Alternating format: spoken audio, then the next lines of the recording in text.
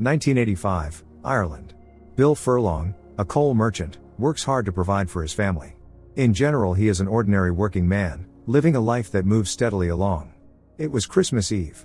Bill was delivering an order to a local convent, also known as a Magdalene Laundry, when he accidentally witnessed a woman dragging her daughter inside against her will. A nun helped to subdue the girl. This was a place where young women, accused of immoral behavior by their families, ended up. On the highway, Bill noticed a local boy, Jeremy, and stopped his truck. He approached the young man, asking if everything was all right. Jeremy, looking sad, said that his dog had run away again. Bill offered the boy a ride, but Jeremy assured him he could walk. Before driving away, Bill gave Jeremy a little money, wishing his family a Merry Christmas. Bill always tried to be kind to those around him. Late in the evening, after finishing work, Bill was heading home through the city streets. Once home, he carefully washed the coal dust off his hands. Bill had a large family, his wife Eileen and 5 daughters. They lived well and in harmony. Over dinner, Bill mentioned that he had given Jeremy some money. Eileen in turn said that his father would just drink it all away. However, Bill couldn't act otherwise because he felt sorry for Jeremy. At night, various thoughts kept Bill awake, so he boiled a kettle for tea. Then Bill simply sat by the window, looking out at the nighttime city, feeling a sense of unease. He couldn't stop thinking about what he had seen at the Magdalene Laundry. Bill remembered watching his mother Sarah tearfully scrubbing his coat clean. Mrs. Wilson, who had taken them in, asked what had happened. The boy shared that bullies at school had hurt him again. Mrs. Wilson advised Billy to ignore them and always hold on to his humanity. That was the most important thing. Bill watched through the window as his mother embraced Ned, Mrs. Wilson's son. In the present, Bill attended a church service with his family. Everyone applauded the women's choir, made up of Sister Mary's charges from the Magdalene Laundry. After the service, the Furlongs strolled around. In a shop window, Eileen spotted a pair of shoes that would perfectly match her handbag. At home, Eileen and the girls baked a Christmas cake. Later, the children wrote letters to Santa Claus. Bill, who grew up without a father, wanted to give his children all the love and care he had missed. After dinner, Eileen told her husband that the Wilsons had sold their farm. Bill hadn't seen Ned in a long time. It would be nice to invite him for Christmas. Eileen asked Bill what he would like as a Christmas gift. After thinking for a moment, Bill said he'd enjoy a book, perhaps David Copperfield. Eileen couldn't help but notice that something had been bothering her husband lately. Maybe he was just tired? Bill recalled receiving David Copperfield from Mrs. Wilson one Christmas as a child. His mother's gift, however, had upset him. Ned had promised Bill that next time, he'd let Santa know what gift he really wanted. Remembering this in the present, Bill couldn't hold back his tears. Still unable to sleep, he went for a walk through the city and saw a hungry homeless boy. Bill's heart ached. Bill's eldest daughter, Kathleen, helped him keep track of documentation. Bill worried about her, as she was old enough now. Once again, Bill delivered coal to the Magdalene Laundry.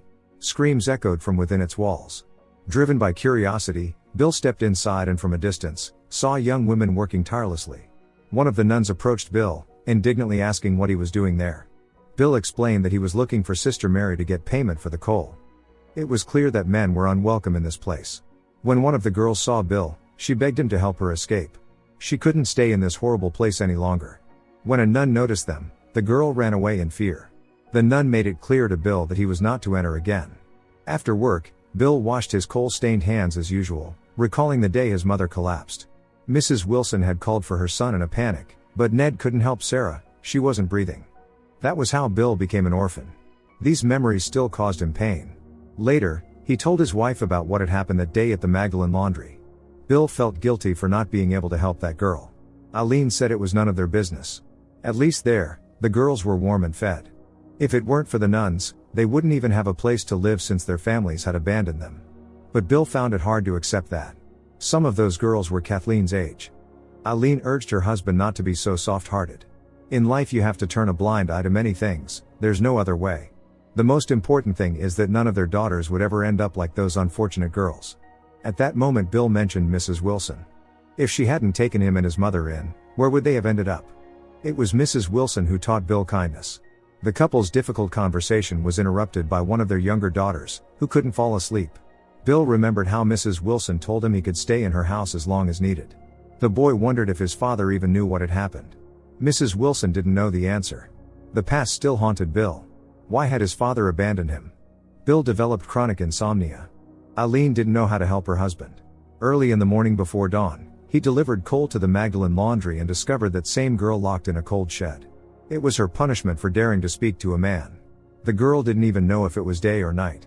When Bill learned that the girl was pregnant, he was shocked. Now he certainly couldn't leave her here. The girl knew that once she gave birth, her baby would be taken away and placed with an adoptive family. Bill convinced the girl to come with him, hoping the nuns would show mercy and let her inside. Sister Mary pretended not to know where the girl had been all this time, but Bill knew that wasn't true. There was no way the girl could have locked herself in the shed. Sister Mary kindly offered Bill a cup of tea. After some hesitation, he agreed. In this place, the girls were forced to work hard and were deprived of any worldly pleasures to atone for their sins, just as Mary Magdalene had. But who decides what constitutes a sin? Sister Mary began to persuade Bill that many girls dreamed of coming here and that it was the nuns' duty to care for each of them. Bill didn't argue, understanding where this conversation might lead. When the girl at the center of all this commotion was brought in, Sister Mary offered her some cake and tea, then firmly asked her to explain who had locked her in the shed. Out of fear, the girl lied, saying it was the other girls during a game of hide and seek. Unable to hold back, she began to cry, which clearly irritated the nun. Afterward, Bill handed the nun the invoice for the coal. Once he received his payment, he was about to leave, but Sister Mary asked him to wait. She handed him a small gift for Eileen in an envelope. Bill felt powerless to change the fate of all the unfortunate girls there. Before leaving, he couldn't resist asking that girl's name. Her name was Sarah Redmond. Bill told Sarah to call him if she ever needed anything. Annoyed by this, the nun accompanying Bill firmly ordered him to leave. The girls at the Magdalene Laundry endured harsh treatment under the guise of charity. Bill realized that after he left, nothing would change for Sarah. On his way back, he couldn't calm down. But what could he do? Soon during a church service, Sister Mary urged the congregation not to forget that the Lord sees everything. She also spoke about compassion. Bill realized that this did not apply to the girls from the Magdalene Laundry, no matter what the nun said. At home, Eileen mentioned that she had seen Sister Mary after the service and knew that the nun had given her a card. Bill wearily said he had completely forgotten about it. Besides the card, the envelope also contained money. Eileen admired the nun's generosity. Bill had no desire to discuss it. Eileen did not understand what was going on with her husband. He was clearly keeping many things to himself. Bill decided to visit his mother's grave. Her name had also been Sarah. The fate of the girl from the Magdalene Laundry weighed heavily on his mind. Bill wanted to visit Ned, but the family's house had been sold. From a woman named Anna, Bill learned that Ned was now in a nursing home. Bill had a reputation as a generous and kind man who sought to help everyone. The owner of the local bar and his old acquaintance, Norma Sinnott, advised him not to get involved with the nuns because it could end badly. Bill was putting not only himself but also his family at risk. Bill understood all too well what people were capable of.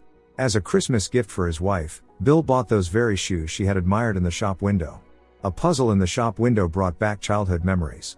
Once he had received a puzzle as a Christmas gift. When visiting the barber shop, Bill once again remembered his childhood.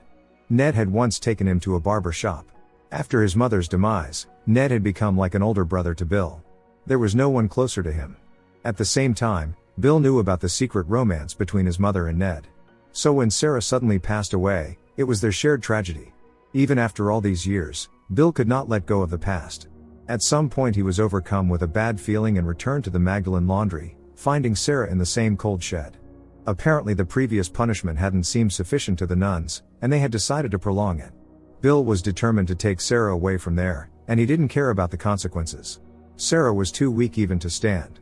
Supporting the girl, Bill led her through the empty night streets. Sarah kept crying and stumbling. Calming her, Bill promised that he would take care of her. People began emerging from their homes, watching them with curiosity and confusion.